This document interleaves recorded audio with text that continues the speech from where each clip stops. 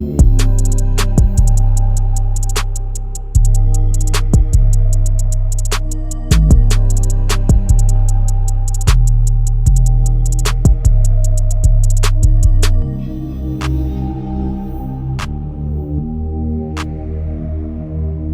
back to the Team to Beat Miami Heat podcast, your one-stop shop for daily Miami Heat content. My name is Amir. Got a special episode today. Got Gio, also known as Coach Gio, joining me finally. We've been talking and DMing each other on Twitter. Before the season even started, Gio and I wanted to collab, but life got in the way. And no excuses, but we're finally here after the season is over. So, Gio, thank you so much for hopping on. And also, before we get started, just let the audience know where they can find your work. Definitely, man. First off, Amir, thanks for having me, brother. This is a long time coming. It took us, till we got to the postseason to do this, but sometimes things happen for a reason. But yeah, you guys can find me on Twitter at Gio Valdez underscore. That's the only outlet where I have that as my tag. Everything else is Coach Gio. So you guys can find me, LinkedIn, Instagram, TikTok. I also have a Substack where you can search for Giovanni Valdez. I have some really cool articles on there as well. So you guys can find me on there, and hopefully you guys can enjoy what Amir and I have to talk about today. Yeah, so mainly for this episode, I want to talk about the game tomorrow versus the Atlanta Hawks. I might be posting this tomorrow, so maybe it's today. I'll say the game today, but I do want to touch upon the game last night. I know um, a lot of Heat fans were upset to a certain degree that they lost or they won that game, and some folks were hoping that they would lose that game so we get 2 draft picks. But you and I were not. We talked about this on Twitter. You and I predicted that the Heat would beat the Bulls. We both predicted that we would beat the Hawks. I think you picked. Did you pick Orlando over the Hawks? Because I did as well. Yes, Yeah. yes. So we predicted that they're going to make the playoffs, and we were happy with that. Like more Heat basketball is better than no Heat basketball. So the Heat won 109-90 last night. Huge victory on the road. Tyler Hero, amazing. Like 38 points, was perfect from the field in the first half. He's been crushing it lately. Over his last 10 games, he's been averaging 28.3 points, 5 assists per game. His shooting splits are like insane, 58%, 48, and 93 from the free throw line. So he's been killing it. So just quick thoughts on Tyler and that game last night. Definitely. Most people would tell you that I'm a Tyler hater. I wasn't necessarily fond of some of the decisions that he'd make earlier in his career. I'm a defensive guy. That's how I used to play. I love getting after it on the defensive side, and obviously there were some shortcomings on that end of the floor. But despite that, I actually wrote an article recently, or a Twitter thread actually. Despite my thoughts on him previously, it's okay to say you were wrong. Right, we know there's limitations, right? We know that Tyler's probably not going to be an MVP quality player, but he's proven that he's now an all-star. He's proven that he can be one of the best three-point shooters in the league. He can win a game in the play. He can win you a game in the playoffs as he did last year against Boston. But just because he has deficiencies doesn't mean that we cannot appreciate his game. Last night was a perfect example of that. He just came out and said, "I'm going to take over this game." Spo plays possum. He loves to hold things in his back pocket. I remember last Wednesday I was talking to one of my buddies. Who's a Heat fan. I said, "Listen, I wouldn't doubt Miami loses tonight because they know that they're probably going to play in Chicago again a week from today, and Spo's going to have something for them." And Miami, their coverages were just amazing. Spo called a tremendous game. Wiggins, Bam, Davion led on the defensive side of the floor, and Tyler just took full advantage of his capabilities and the advantages that he had in that drop. You can't play drop against Tyler, just like you can't play drop against a guy like Steph. Not comparing them, but just saying these are guys that you cannot play drop against, or you're going to get cooked. So Miami, Why do you think they did that though? Instead of showing up and hedging, like I don't understand that. Like he's a great mid-range shooter, and he's starting to prove that. Like his shot profile was supposed to be like Steph Curry's when we're doing the 5-out motion offense at the beginning of the season, which didn't work. But he was predominantly only shooting threes. He got away from that floater game, which he's bringing that back, and he was finishing at the rim. It was basically layups in the paint or three-pointers. You could see in the last month or so, he's gone back to becoming that traditional three-level scorer. He wasn't as good at getting to the rim. He put on some size. He obviously got in the lab, and he was finishing through contact better at the rim and getting to the rim better. I think his handles improved as well. but you could see he's shooting that mid range. So why would you play drop on him, and if he's a lethal shooter from that range and from 3-point range? Yeah, I don't know. That's a question you'd have to ask Billy Donovan. I mean, he's a tremendous coach. He's proven it at every level. But also, that's just the roster that he has. You know, he has Vucevic in there. You're not really gonna have. I mean, sure, you can have Vucevic trap that. You can have him show and recover. But at the end of the day, you're gonna have Bam in the middle of the floor with an advantage, and it's really pick your poison at that point. You know, you're gonna live with Tyler taking either that mid range or that three, and hope that your guards can kind of funnel him to where the least accurate shot is, or you live with playing 4-on-3. And at the end of the day, Billy Donovan decided to go ahead and let Tyler do his thing, and ultimately they paid for it. Yeah, he was tremendous. And then also Davion Mitchell off the bench, his defense, the way he locked up Kobe White, beating him to that one possession on the sideline where he beat him to the spot like 3 times and then ended up blocking him before the shot clock violation. Like, tremendous defense. His playmaking has been improving in the 30 or so games that he's played with us this season. So I didn't really see him as a true floor general, but like his decision making and his playmaking has been a lot better. And with the Miami Heat, and kudos to him, he's going to be a restricted free agent, but we gotta give him that qualifying offer. I'm assuming he's going to get some sort of raise, maybe somewhere within the range of like 9 to 11 million, and I think he's 100% worth it. I think we need to give that to him. So he was great.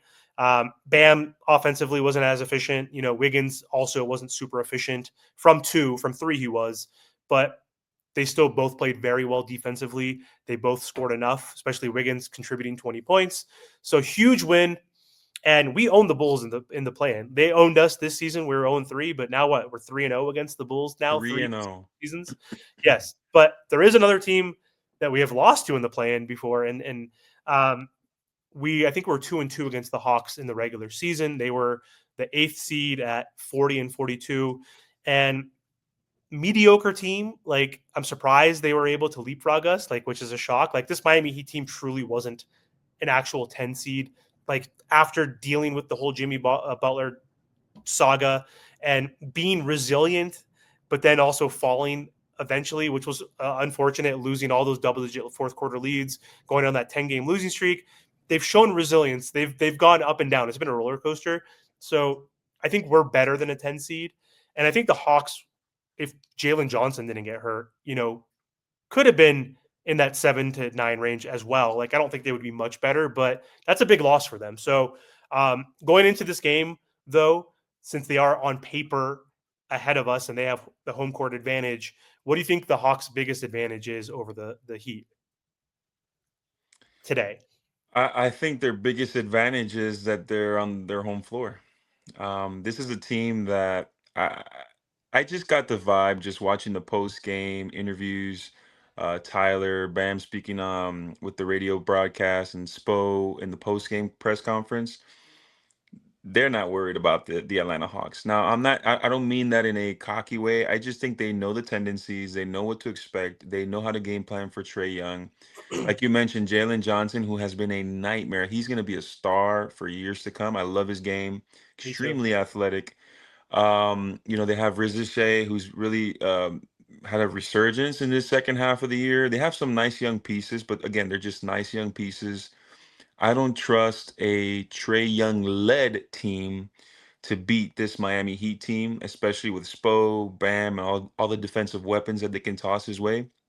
I think that's their biggest advantage. That it's on their home floor, but we've seen it when the Heat are beating Atlanta. There's a lot of Heat fans in there. I think this is a game that Miami wins and ultimately will become the first team to win 2 play-in games.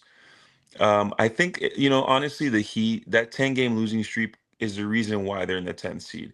There was so many games in that 10-game losing streak where Miami had double-digit leads and funky bounces, and like it was the worst luck you can imagine. I think that's the reason they're the 10th seed, but they will face the Cleveland Cavaliers in the first round. You can book it. I'm telling y'all, it's gonna happen. If I'm wrong, you can come refer to this podcast and you can go hit my Twitter up. But I'm pretty confident that Miami's going to pull it out. I'm not saying it's going to be a blowout, but I'm pretty confident Miami will pull it out. How can you not be confident? I mean, it's just they don't have enough. They don't have enough depth. I don't think they don't. They have one all-star caliber player. We have two, like, and Wiggins is a fringe kind of all-star player, even though he's been an all-star once in his career. But they don't have enough firepower. So yes, they have. I agree with you 100%. It's the home court advantage piece. If this was last year and they had DeJounte Murray healthy, then that's a different story because that's a different guy who has played very well against the Miami Heat. You can also get a bucket. I don't trust Dyson Daniels to impact the game as much offensively. Defensively, that's a different story. He's going to be matched up with Tyler Hero. So that could be a difficult matchup. So let's go into that then. So I assume Tyler Hero's not going to score 38 on him. He could maybe score 25, perhaps, or somewhere in that 20 to 25 range. But if he's locked down by Dyson, who is the Miami Heat's X factor Yeah. offensively? Who do you think needs to step up? Is it Bam? Is it Wiggins? Is it someone else off the bench? Who do you think needs to step up? So before we get into that, I'm not entirely sure, but I believe Tyler had over 30 the last game against Atlanta. Now most of those points were not against Yes, Dyson only Daniels. 9 of them were, right? That's the caveat. Yeah, I only a think it was few like of them 9 were or against him, but yeah. I think it's very possible that that can happen again. Now, because of how this last game went, I am pretty sure Quinn Snyder's gonna like get the ball to Tyler's hands and force everybody else to beat them. I think, in my opinion, that this is a Duncan Robinson game. This is a game where Duncan can come in, give about 20 to 24 minutes, and hit about 5 to 6 threes. I think that it's aiming for it to be that kind of game. But if not, I'm expecting Wiggins, and not because I don't expect much out of Bam. I just really feel that this is going to be a game where they're going to take the ball out of Tyler. We know that Bam is the main screen setter there, and if they're double teaming, and then they're going to have to collapse onto Bam. I think it's going to be a game where they're spraying the ball around. You're going to see a lot of Wiggins, a lot of Duncan. That's just my opinion, but I think it'll be a team effort. I don't think it'll be a one specific person that has a 30 or 40 point game. I think it's going to be a very balanced effort, and you're going to see a low shooting percentage game. I think from both teams.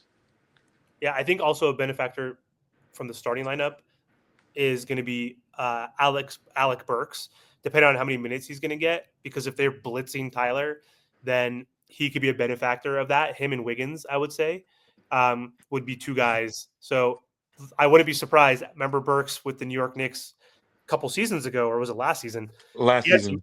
yeah, he had some games where he was getting like 18, 19 points per game, like for the Knicks, I think it was, right? When he was on the Knicks.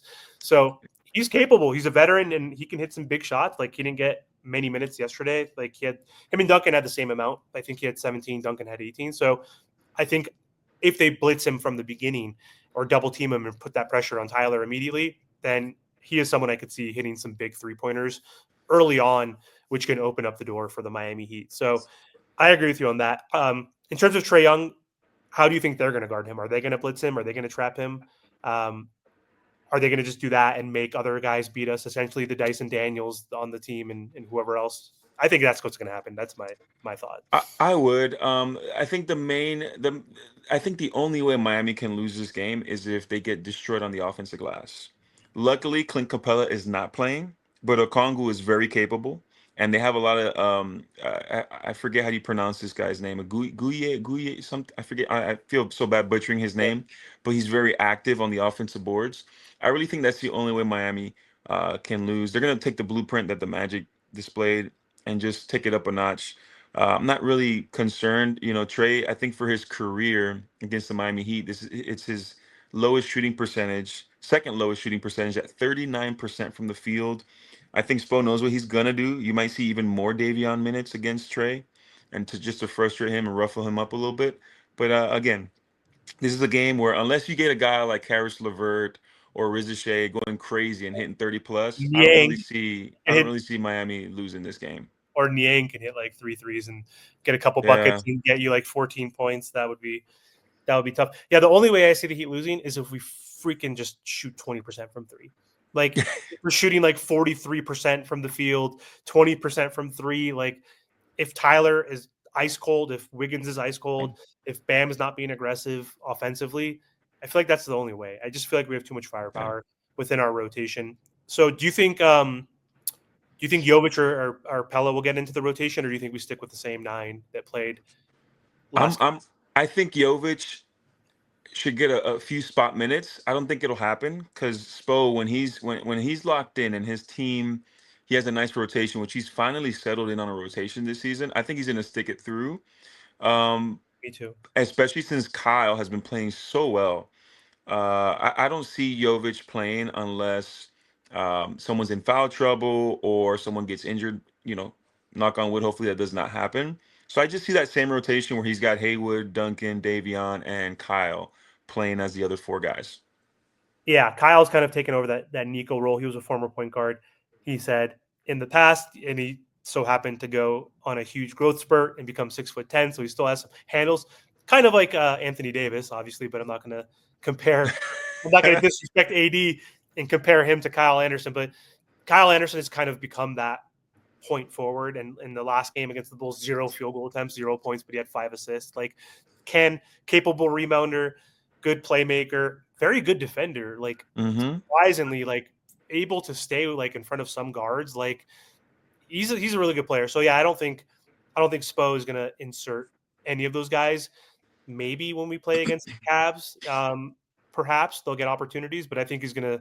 I mean, maybe not. He'll probably cut it to 8, like going against the Cavs. Who the hell knows with Spo, right? Like, Yeah, who knows? Like, maybe Duncan or Burks are not going to play at all. One of those two or whoever. I yeah. don't know who would be out of the rotation out of those guys. You can't keep Yeah, it's tough to say. I think it'll be matchup dependent. And let me tell you, not saying that Miami, I don't want to get way ahead of myself. Not to disrespect Atlanta, because listen, Atlanta has beat Miami in a playing game before. But I think part of that was one also game due. too. It's not a 7-game series. It's a Yeah, one. Anything can happen. It's one I game. will tell you, I think part of that was because not that Miami was trying to duck Boston in the first round, but I do think they saw it as an easier opportunity to play against Milwaukee that first round.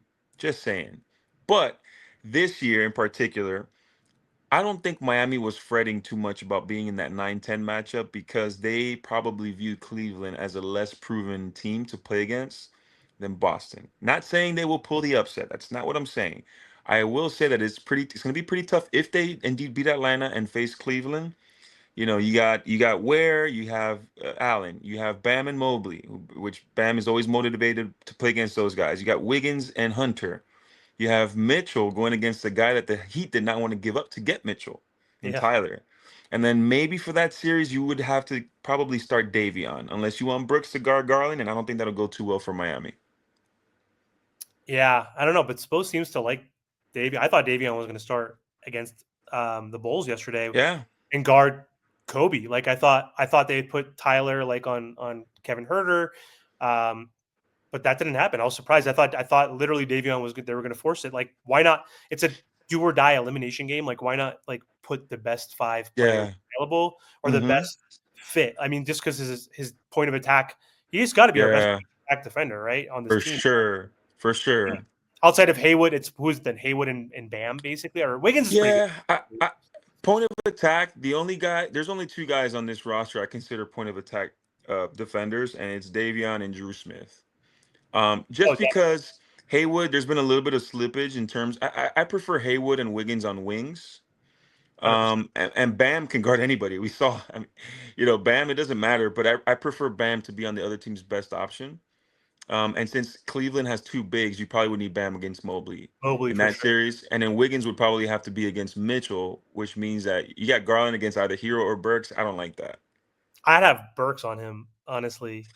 I don't know over Tyler. I mean, it's Yeah, I would say so, but Burks is still, not a bad defender. He's an average defender, but he looked good. He looked good yesterday. yeah, he's done pretty good this year. He has, but yeah, it's another level there. All right, so Gio's got the Heat in 5 against the Cavs. You can hear the subliminal undertones that he's gonna win. If they get to the Cavs, if they get to a series versus the Cavs, God, the major on Twitter, you, me, like, we're going to be delusional. I think we're some of the more optimistic, positive Yeah, fans. Not that optimistic as Major.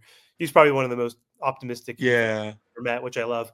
But I mean, against Boston, even this Boston team, not the same Boston team from last year, with the Drew Holiday, who's kind of had an off season, I guess, I'd still be afraid to play them and say that the Celtics in 6. At best, it's in 6, right? Most likely even in 5 against this Miami Heat team. But against the Cavs, well, maybe take listen, that to a 6 or 7 game series. You never know. I think the Cavs would be a 6 to 7 game series, and think about it this way, right? Boston, I don't think they're as good as they were last year. I And don't either. Miami took them to 5, and everybody was hurt. Everybody, Yeah, right? So Even Duncan was playing with a compromised back. He came back and he was rusty. And Terry, yeah, we don't need to talk about. We don't need to say his name anymore. So, yeah. but yeah, The guard who will not be named. yeah, exactly. He's Voldemort now, I guess. Can't say his name. But yeah, you're right. That's a good point. So I mean, I'm more confident and happy that we're not playing the Boston Celtics for like in the first round at least back to back, Yeah, right? yeah, So playing them in the Eastern Conference, that's fun. That's a different story. But who knows? Can we yeah. get there if we beat the Cavs? And is that the path? I don't know what No, the record is, but- I think my let's say they so it's all about matchups, right? Oh yeah, the We've Boston will seen get the worst matchup of the winner, right? Between Boston would be the worst matchup. I think there. Uh, Also, I'm not very fond of Miami playing against Indiana's playing style. Even though they did pull off, I think, a win or two against Indiana this year, that style it's very it's very helter. What is it? Helter shelter? Helter How do you Skelter. helter skelter? Yes. Um, but yeah, I have a hard time thinking that Miami can beat Indiana or Milwaukee in a series. Just solely based off of matchups. I mean, they still got Giannis, and Dame is going to be back. Yeah. It's Oh, dude, that's incredible. amazing. Good Good news. for him, man. Good for him. But let's see. Let's first off, let's try to beat Atlanta. Let's see if we have the chops to beat Trey Young. And then All right. we can hop on another episode next week, and we can If talk we about round one. if we beat the Hawks, yeah, then we'll either do a preview or we'll do a post game after the first game against the Cleveland Cavaliers on the road. So Yeah, we'll see.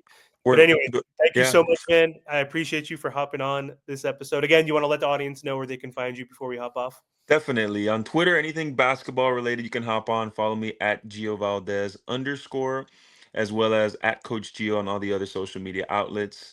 Talk anything fitness related, health related, and basketball related. Awesome. Thanks again, man. Appreciate the time. My pleasure, buddy.